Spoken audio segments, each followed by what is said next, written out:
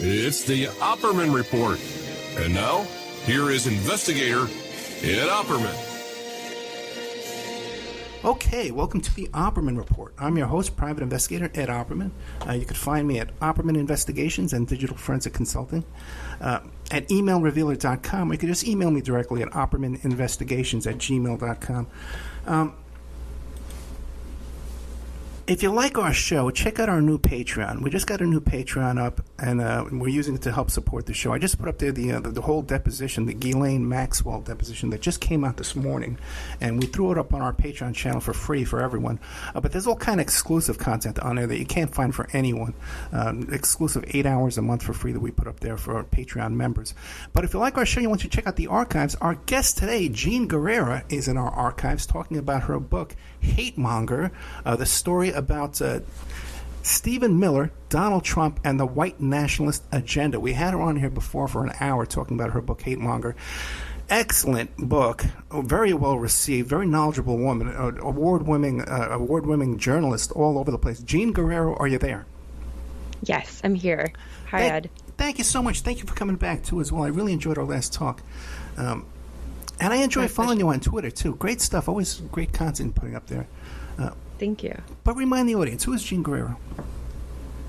Well, I am an investigative journalist, and I've been covering the immigration issue and border issues for the past 10 years or so.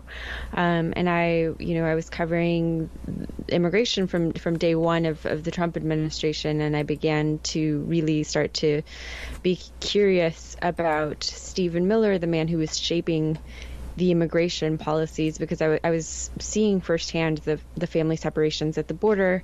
I was interviewing people, parents who had come here fleeing violence, fleeing death threats, and who then found themselves being, having their children torn from their arms by U.S. border officials. And I really wanted to understand what was going on and why the government was doing this, and that's why I wrote Hate Monger. But before I wrote Hate Monger, I wrote my first book, Crux, which is completely different. It's more of a family memoir that focuses on my relationship with my dad. Right, so you have a personal stake in this, and seeing these freedom seekers, people with hope and dream in their eyes, hoping to cross the border for a better life. Because you experience, yeah. Yeah, I mean, first of all, because I grew up on the border. I grew up crossing the border. I have many immigrants in my family. My father is an immigrant from Mexico, and so I mean, this story was probably the most personal story to me, the family separations. I mean, I know from experience what it's like to be separated from a parent and to not know where they are.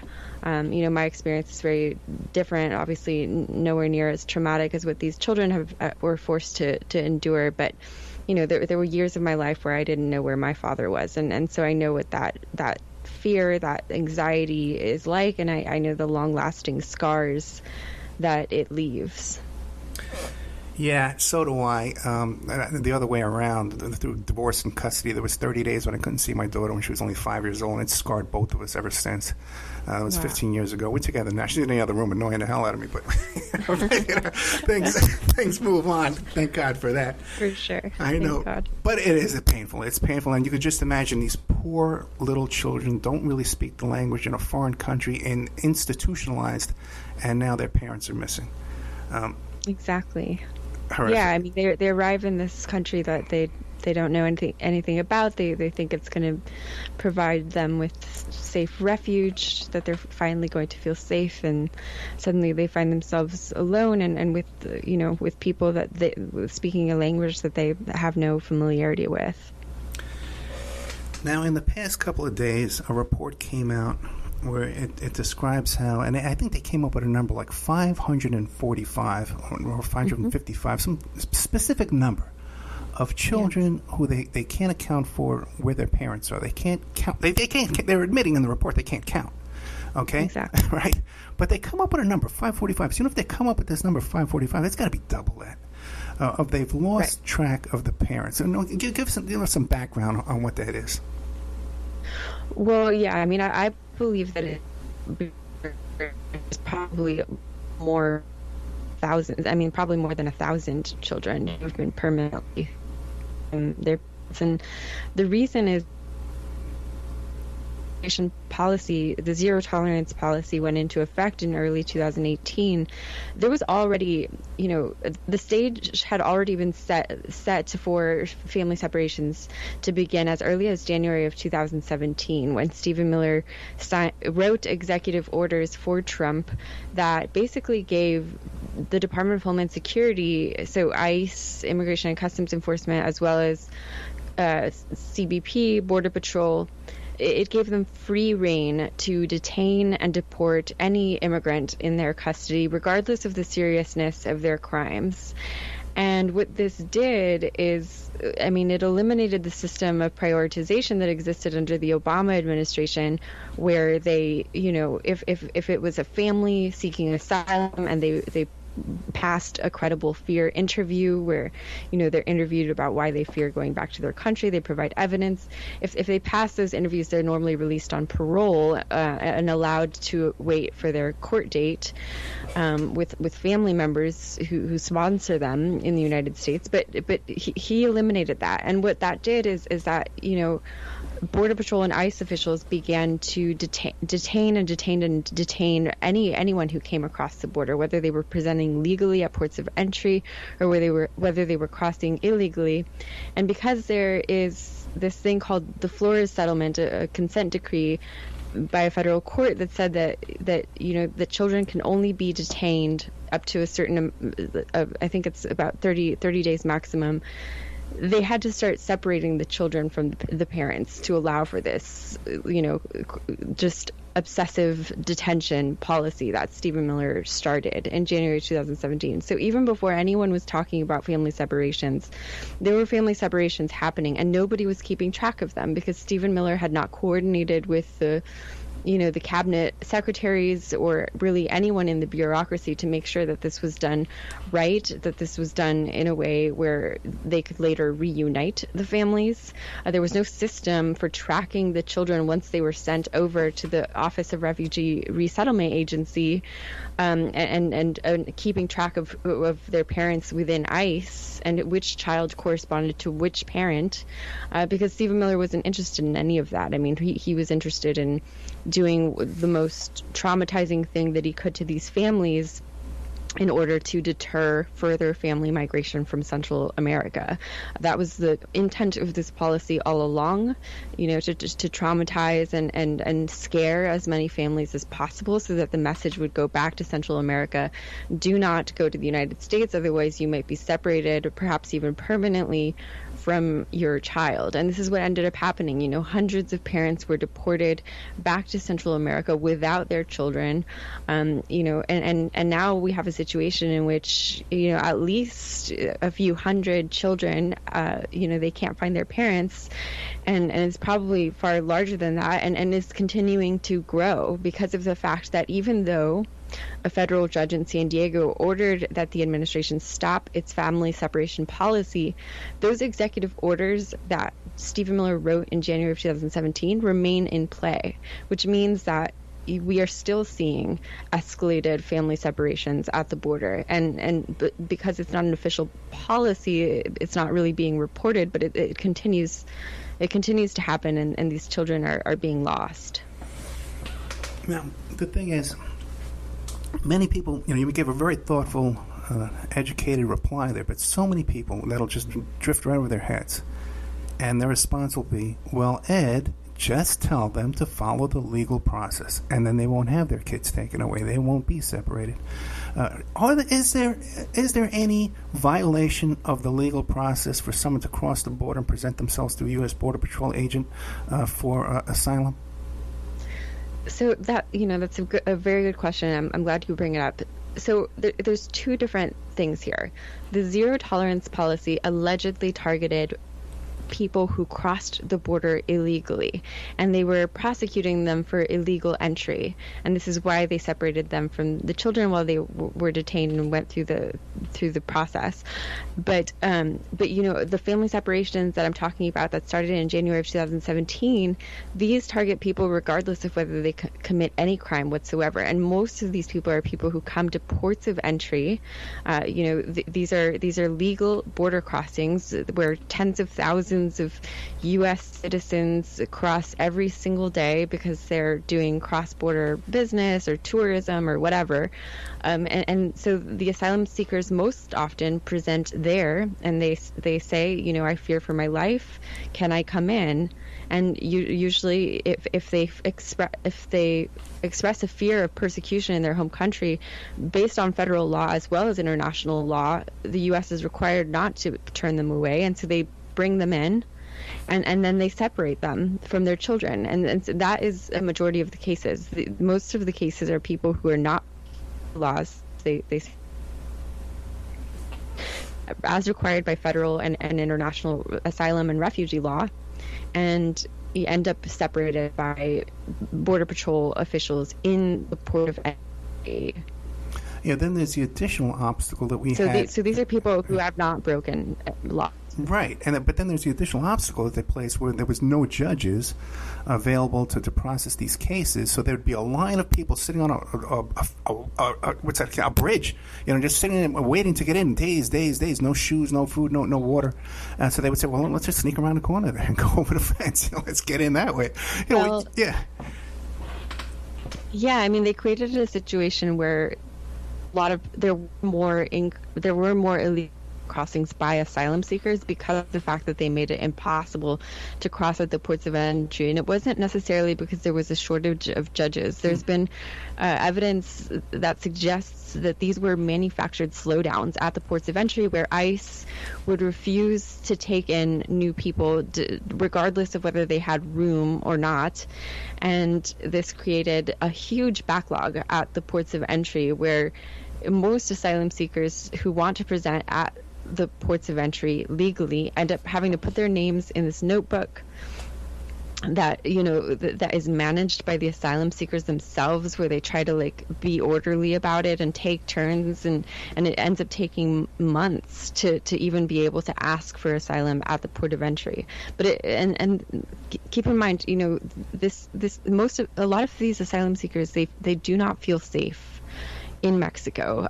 Most of these are people coming from Guatemala, from Honduras, from El Salvador, and Mexican cartels have a history of preying on Central American migrants who often do not report things to the Mexican police because they fear deportation to Central America. So they're very vulnerable in Mexico. And Stephen Miller created a situation where they were forced to either cross illegally or wait weeks to get into a port of entry, and either way they were not guaranteed that they were not going to be separated from their children.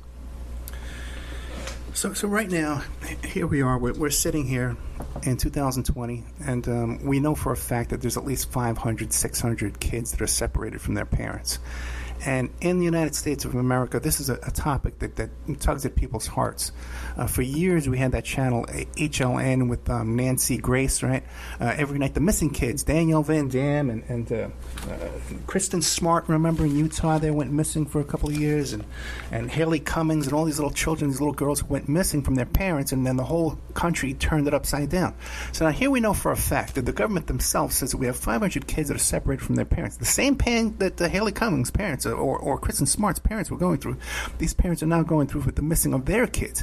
Are there any steps being taken? Is there a website created with the pictures of these kids so that the parents could possibly go and or the families? Because we know some of these kids have phone numbers and family members here in the United States that they're in contact with. Are any steps being taken to reunite these children with their families? Presently, there is nothing that is being done by the federal government. There's no coordinated process to find these to reunite these children with their parents. There are NGOs and nonprofits within Central America that are independently doing what they can to try to locate these parents. I mean, many of these people come from very remote rural towns in Central America where they do not have access to cell phones, and often there's like a communal phone, and it's very hard to reach people unless you go there yourself. And so there are NGOs that are sending people out on foot to try to locate these parents and let them know, the U.S. government has your children, has your child. What would you like to do about that?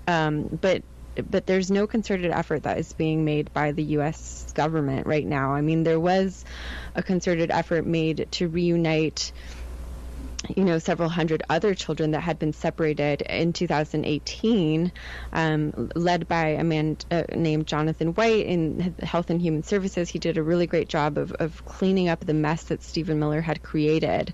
But that was, a court-ordered process, and it appears that unless the U.S. government is told that they have to do something, that they're just going to not.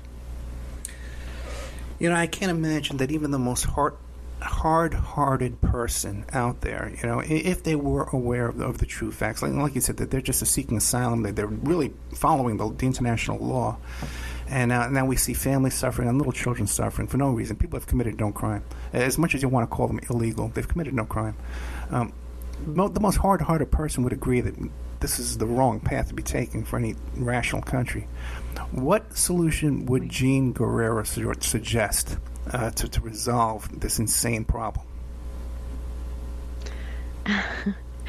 I get asked this question often, and I never know what to say because I'm so much on the front lines, just reporting on the actual consequences of what the government is doing, that I don't spend as much time thinking about how this could structurally be solved. I mean, we do know that if you do not address the pull factors and the push factors, this is the way that the Department of Homeland Security refers to it, push and pull factors for immigration, that you're never going to solve the crisis, and you're going to end up just having the same situation that you have now.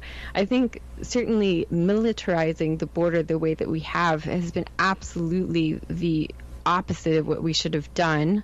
It has done little to actually decrease immigration flows into this country, and apparently, the goal was to stop illegal immigration, to stop drugs from coming into the country. None of that has been accomplished by militarizing the border. All that has been accomplished is thousands of deaths at the border, people being rerouted into extremely dangerous areas of the border. And this has been happening since the 90s. And it's a story that is rarely told. Every single year, hundreds of people die trying to enter the United States. They die of dehydration, they die of hypothermia. I've seen their skeletons. I've seen human remains multiple times when I've gone into the desert with, volunteer groups that try to search for the bodies of immigrants to try to give families closure. And, that is what our militarization policies have accomplished, is deaths and trauma, separations of families, and it doesn't stop, the real problem, which is, the drugs that are pouring in through the ports of entry, through clandestine tunnels as far deep as 90 feet underground. I've been inside of these places. It's the technology to detect underground cross-border tunnels is basically non-existent. So they're building this great big wall, and all it's doing is rerouting flows underground into the ocean, into the airports, into the ports of entry. And so I think that if you really want to solve the problem, first of all, I would say you need to do something about the illegal cross-border smuggling of guns southbound. Most of the weapons that are retrieved in crime scenes in Mexico were smuggled in from the United States. There are no gun stores in Mexico. The gun laws in Mexico are extremely strict. The reason you have this violence that is pushing people out of their out of their home countries is because of weapons that were smuggled in from the United States for profit within the United States. So I guess if I was going to say where should we start, I would say that we should start there. Yeah, fascinating, because immigration is really, it's a paperwork. You're talking about militarization at the border. It's a paperwork violation. Just they didn't fill out the form. They got people coming in from China in the airports, Kennedy Airport and stuff like that. They didn't fill out the form, right? Whatever. Or Canada, back and forth. People from the United States go to Canada. They can't get work papers up there. It's the other way around too. There's a paperwork crime, like you're driving without insurance, you're driving without registration. You don't solve that with the army troops with rifles and separating people and putting them in jails and separating them from their families. It's just outrageous the way we treat this paperwork violation from people who just haven't filled out the form correctly or haven't been given the opportunity to fill out the form. Right, and the reason people rally around policies that crack down on people who've merely committed this paperwork violation is because of people like Stephen Miller who go out and insert really false and misleading information into the speeches of Donald Trump that vilifies immigrants as people who commit crimes, as people who drain resources, as people who are not good for the prosperity of the United States, when in reality the research shows the opposite. Over the years, the immigrants contribute more than they take, and this has always been the case. And they commit far fewer crimes than citizens, whether they cross the border legally or illegally. But people are misled by politicians who are looking for an easy way to get political support using the immigration issue, and they end up rallying around really cruel policies that take the lives of immigrants. And a perfect example is one of the biggest roundups that they had that they were bragging about was arresting people who work at 7-Eleven. Arresting the 7-Eleven clerk. So just imagine. I almost went back in there and put another cup of coffee today. Thank God they saved me from the clerk behind the counter that would have gave me the wrong change or something. Oh my God. Okay, we spent a whole hour on this. If you can go to the Spreaker archive, you just Google Opperman, Spreaker, Hate Monger. It'll come right up. We did a whole hour with Jean Guerrero about her excellent book, Hate Monger, Stephen Miller, Donald Trump, and the White Nationalist Agenda. But before the last interview, I did some research on you, and I found this article that you wrote about your dad. My father says he's a targeted individual. Give us a little, and this is in Wired magazine. I have a lot of listeners who believe they're targeted individuals. I've had a lot of clients call me up on the phone who believe they're targeted individuals. What is a targeted individual? So a targeted individual is a person who believes that they are being subjected to some kind of covert, organized torture, often through remote-controlled electromagnetic or radio wave weapons that beam voices into their heads or electric shocks into their bodies. Often targeted individuals will complain about something called gang stalking, where they feel that they are being followed either by government agents like the CIA, who are spying on them and manipulating them and intimidating them wherever they go. Often it's a little bit more complicated than straight up government agents. Sometimes it's just, crowds of people who are intimidating these targeted individuals. But they, my father believes that he's one of these targeted individuals, and he believes that the CIA experimented on him with mind control weapons, and that it is sort of a modern day MK Ultra, which is MK Ultra is an actual CIA mind control experiment that was conducted in the 1950s and 60s. They targeted prisoners, prostitutes, drug addicts, people on the margins of society who, if they were to complain, people would not take their complaints seriously. And my father thinks that because he was at one point in his life addicted to crack cocaine, that the government decided that he would make a good target for their experiments. And this is something that he's believed since I was about 10 years old. And And the essay is about my quest to untangle, the reality from the fiction of what my father was saying, and then ultimately to glean insights from his conspiracy theory. Now, when your dad started sharing this with you when you were 10 years old, so at 10 years old, did you believe him? How would you react? Well, actually, when I was 10, he didn't share this with me. My mother told me that he had paranoid schizophrenia. I remember we visited his apartment, and it was completely destroyed. He had punched holes into the walls, trying to find, microphones or hidden cameras that could explain the voices that he was hearing in his head. And he had completely torn up the carpet, pulled it off of the floor, again, searching for some kind of technology that would explain what he was experiencing. So I remember the apartment, and I remember my mother telling me that my father had paranoid schizophrenia.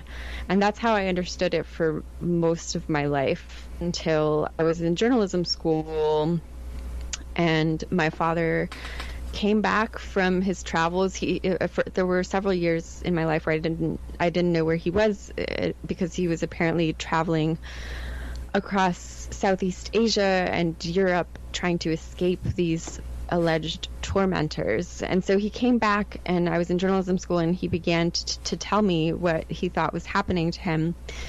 And as his daughter and as a journalist, I felt it was my duty to investigate the possibility that of whether or not what he was saying was true. Like, even if the possibility was extremely small, I felt it was my duty to take it somewhat seriously and try to really get to the bottom of it, because my father did not sound the way that I had always thought that he would sound. He was very articulate. He was citing research and patents and, just really somewhat coherent. And so I really felt this duty to take him seriously at the time. Okay, but now you're 20 years old. You left us off. You're in the journalism school at college age.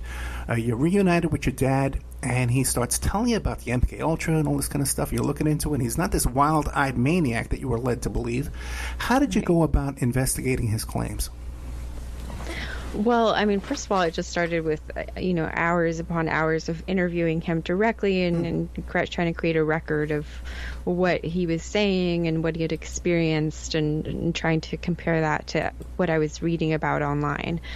And then I decided I was going to file Freedom of Information Act requests with multiple government agencies. So I did that with the CIA, the FBI, the Department of Defense, looking for any records pertaining to my father, or I also requested records pertaining to potential experiments similar to those that he described. I included a certification of identity from my father that he had signed, authorizing the release of any information pertaining to my father to me. And, I had learned this in journalism school. We have a right to information from the federal government, from various government agencies, and you can request it through these various ways. And so I filed those FOIA requests, and most of the agencies said that they had no such records. But what was strange is that the CIA replied that it could neither confirm nor deny the existence of any such records, citing a national security exemption. So I appealed, and I got the same response. So that was very strange, and I obviously was really creeped out by that. But then I had a few friends of mine file the same Freedom of Information Act requests for information on themselves to see if this was something that they just sent out to all requests, or if this was really a tailored response to me. And they got the same response. So I really still, to this day, do not know what to make of that. Well, in your experience now, years later, because I've done FOI requests on myself with the FBI, and I know for a fact that I was arrested as part of an FBI investigation. So I know I was under investigation by the FBI. There was a case involving me. So years later now, what do you think of the accuracy of FOI requests? Well, I mean, I think the government often will do everything that it can to not release information that it doesn't want to release. I mean, we didn't learn about MK Ultra until decades after it happened, and I imagine there were a lot of people trying to figure out what was going on, and they were just hitting brick walls, even through filing records requests. Did your dad give you specific days, times, and locations where he felt he was experimented on initially? He did. Yeah, he did. I mean, he gave me like exact hotel locations, exact. The dates were fuzzy with my dad because it was just such a long time ago that he was talking about, but he was able to give me general, at least the year in which he thought that something had happened. But it was hard to pinpoint exact dates because it was when we started talking about this, it was, I think, like more than it was several years after it had happened. So it was hard to reconstruct completely, but yeah, I mean, I hit a brick wall on the records requests. What does he believe he was the initial experiments that then caused? I guess the idea is he was initially experimented on because he was an illegal alien. If they felt he had no support base around him, and then years later they kept tabs on him to see what the effects were. Is that how it goes? Yeah, I mean, he thought that the CIA was using these experiments to determine how effective these weapons were at manipulating human behavior. And he thought that because he was an addict, because he was addicted to crack cocaine, the government thought, well, if we can eliminate his addiction using these weapons, then we have real evidence of their efficacy, like of the fact that they're effective.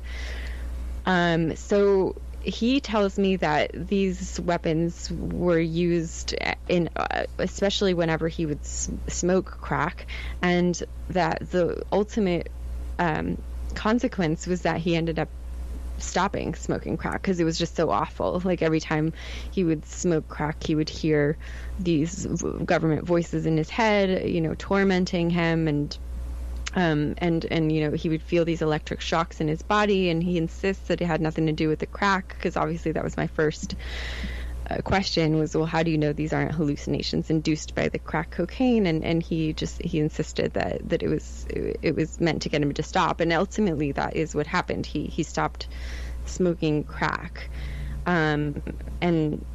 But he remains convinced to this day that he was a victim of their experiments, and that they're continuing to keep tabs on him. Occasionally he feels that they are making him sick. He feels like they're making him physically sick, where he feels tired all the time.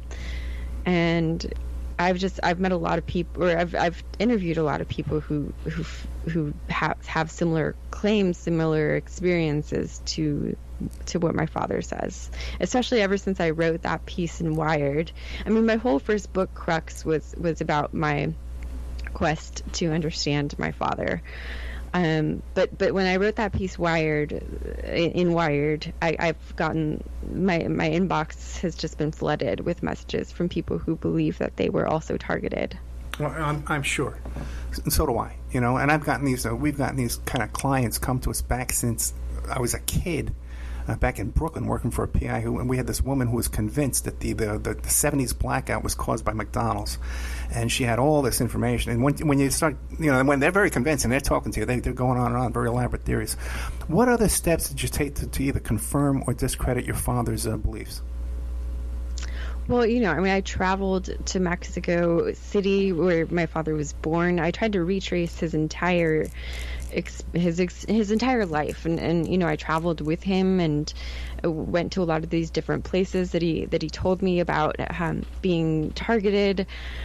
And ultimately I felt like I was going deeper and deeper into this rabbit hole, my father's rabbit hole, and that I myself was starting to lose touch with reality.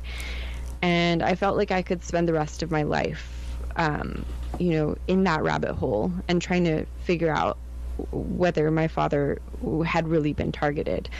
And I decided for my own mental health that I needed to use the tools of my trade to actually disentangle myself from my father. And ultimately, after filing these records requests and getting nowhere, and not really being able to verify any of what my father was saying, I ended up using journalism to figure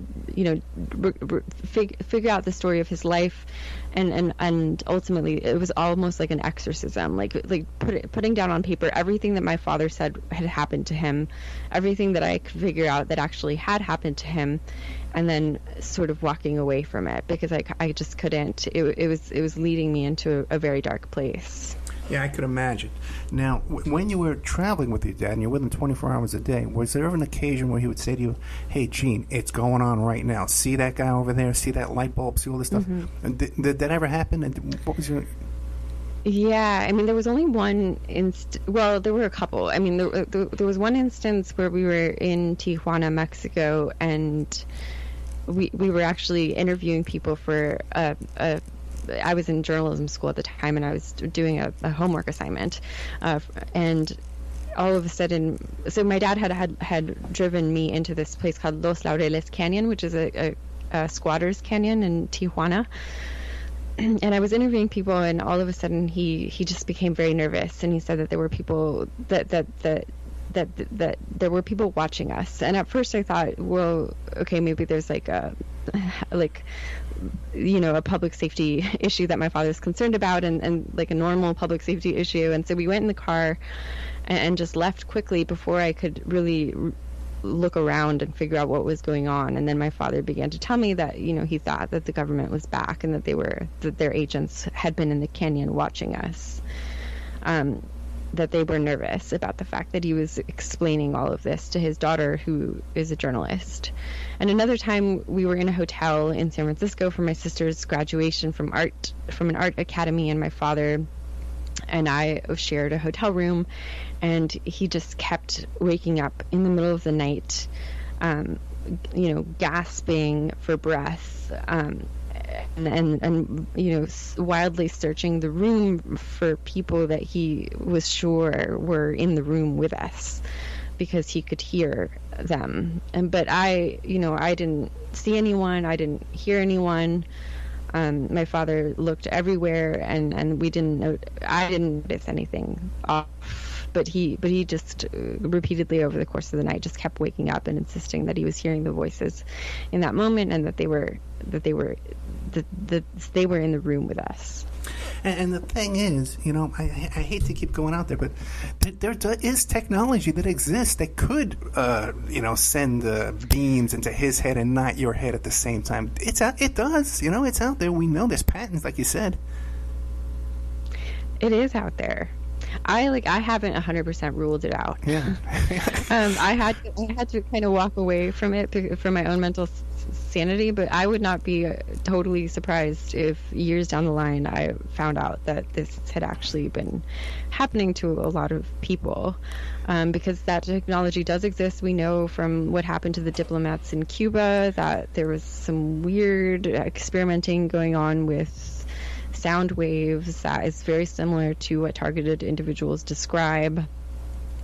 But I mean, regardless of all that, I also just feel like we should take what the targeted individuals are saying very seriously, not literally necessarily, but very seriously, given the fact that we are all, being covertly manipulated through our devices, through, artificial intelligence-based advertising, micro-targeting, like our purchases, politics, preoccupations, all of these things are being shaped without our knowledge online because of the pervasiveness of digital technology and the way that we spend so much time and so much of our lives online. And so ultimately that was sort of the insight that I drew from my father's stories was, okay, well, maybe I can't get to the bottom of this particular mystery, but there's something to what he's saying that is applicable to every single person in the modern world, which is that our free will is being slowly eroded by the fact that without our consent and without our full awareness, we're being surveilled and manipulated constantly. Yeah, the level of data mining that goes on out there, of our habits, our daily habits, is so beyond our imagination at this point that there does exist out there that ability, that capability of shaping us and guiding us and directing us and manipulating us, especially for financial benefit, to sell us things and to make us consume things.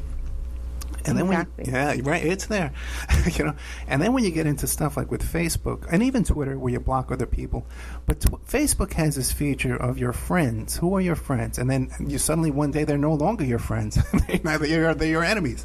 So they can data mine information from your enemies, negative information about you too as well, which never existed before.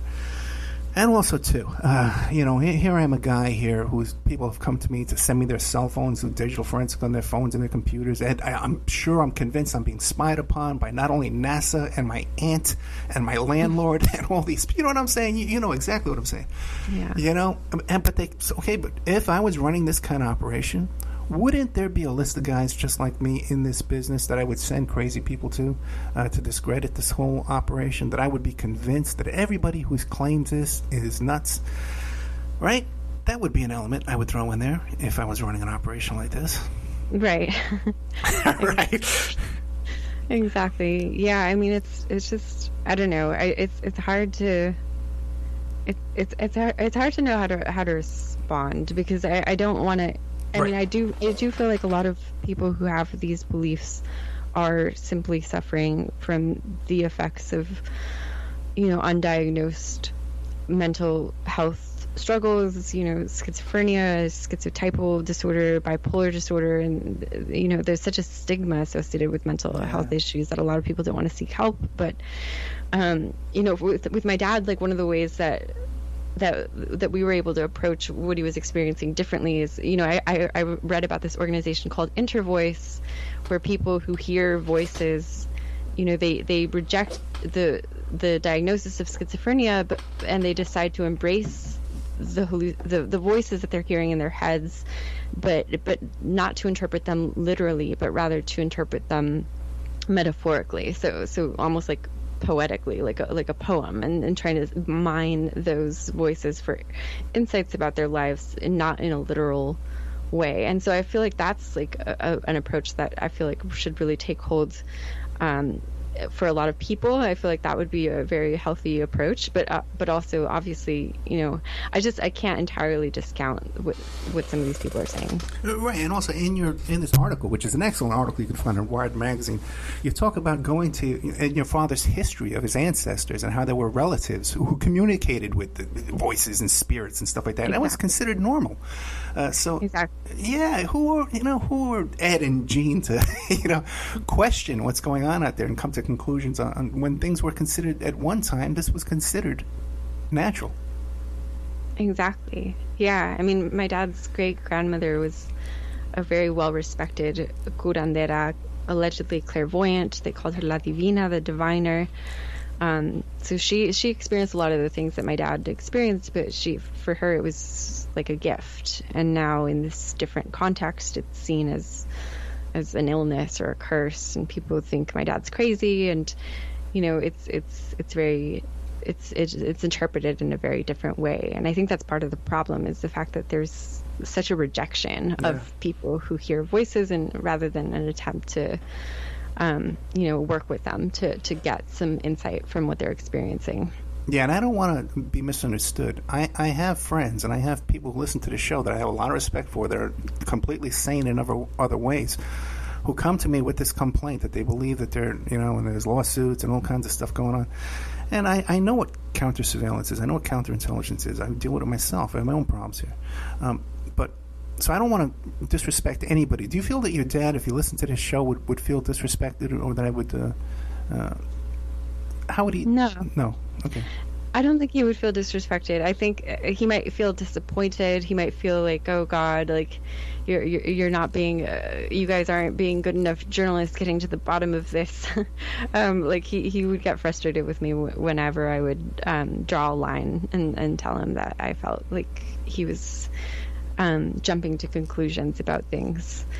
And so yeah, but no, I think that he, especially my dad's been really willing to be open with me and knowing that I'm going to publish things and talk about it. And he's been pretty open-minded about it all. Yeah, so much of your life has been molded by your relationship with your dad, both the absence and his influence in your life. How is your relationship with him today? Well, so he ever since the pandemic started, he has kind of locked himself up in Rosarito, so in Baja, California, and I haven't seen him because I haven't been wanting to cross the border. There's like some restrictions to travel, and I just want to be careful about that. But yeah, I mean, this pandemic has led him to. And the way it has a lot of people to just sort of feel like they're kind of losing their minds. And so ever since I wrote the book, my dad and I became a lot closer, and, he would visit on a regular basis, and we would have lunch, have dinner, go to Tijuana and get some, go to the restaurants down there. But the past few months, I actually have not seen him. I mean, I've been in touch with him, and I know he's not doing very great. He's just not very happy about everything that's going on with the pandemic, and he's interpreting it as potentially something, manufactured by the government, and he's just not taking it very well. Oh yeah, he's not alone in that theory either, and clearly people are taking advantage of this, and they're making billions off of it. There's a huge, currency exchange going on here, from the poor to the ultra rich. So. Yeah. Gene Guerrero. Yeah, go ahead. I'm sorry. Oh no, I was just going to say. I mean, he showed up to my book launch party and stood in the front row, and the book is just writing about him and researching him it really brought us closer together, and so I'm just really grateful for that. Well, that's good. And anybody who listens to this show knows that I'm a sucker for a good father-daughter story. Then listen to my story with my daughter and our struggle for custody and battle, and we went through for years and years and years. Gene Guerrero, the book is Hate Monger, Stephen Miller, Donald Trump, and the White Nationalist Agenda. You have a website, too, as well, right? Yeah, GeneGuerrero.com. GeneGuerrero.com, and also you're on Twitter? That's right. It's at JeanGuerre. And this Wired article is called "My Father Says He's a Targeted Individual. Maybe We All Are." Gene Guerrero, thank you so much. Always delightful to have you here. Always great content, and I really appreciate your work. Thank you so much, Ed. Same for you. Thank you. Good night.